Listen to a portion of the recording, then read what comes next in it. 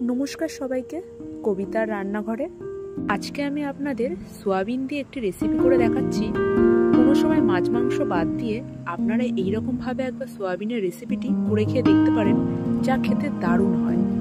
তাই দেরি না করে চলুন দেখে নেওয়া যাক রেসিপিটি।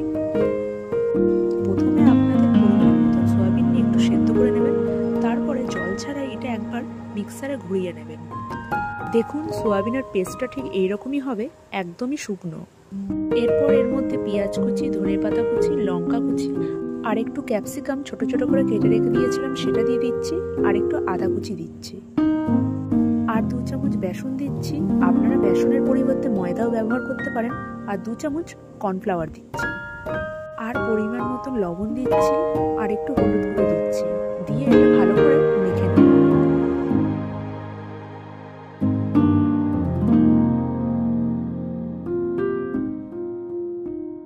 ভালো করে মাখার পরে হাতে একটু তেল লাগিয়ে সোয়াবিনের পেস্টটাকে হাতের মধ্যে নিয়ে একটু গোল গোল করে চ্যাপটা করে নেব।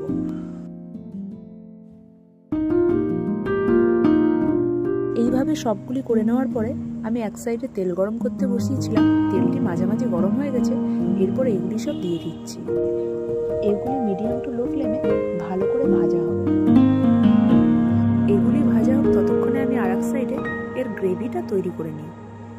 এর জন্য তেলের মধ্যে জিরে ফোড়ন দিচ্ছি, এলাচ দিচ্ছি, দারচিনি দিচ্ছি, শুকনো লঙ্কা দিচ্ছি আর তেজপাতা দিচ্ছি। দিয়ে এটা একটু ভেজে নেব। এটা একটু ভেজে নেওয়ার পরে আমি 2টো পেঁয়াজ আর একটা টমেটোর একসাথে পেস্ট তৈরি করে রেখে দিয়েছিলাম সেটা দিয়ে দিচ্ছি। সাথে 2 চামচ আদা জিরে বাটা দিচ্ছি, হলুদ গুঁড়ো দিচ্ছি, লঙ্কার গুঁড়ো দিচ্ছি, আর 1 চামচ করে জিরের গুঁড়ো, ধনের গুঁড়ো দিচ্ছি।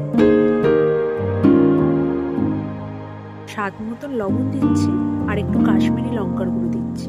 দিয়ে এটা ভালো করে ভেজে নেব যতক্ষণ না মশলা দিয়ে তেল বার হচ্ছে।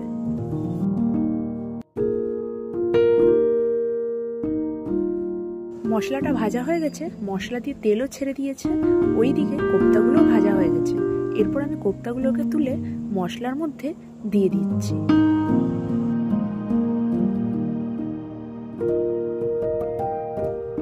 মশলার মধ্যে দেওয়ার পরে এটাকে 2 মিনিটের মতন কষিয়ে নেব।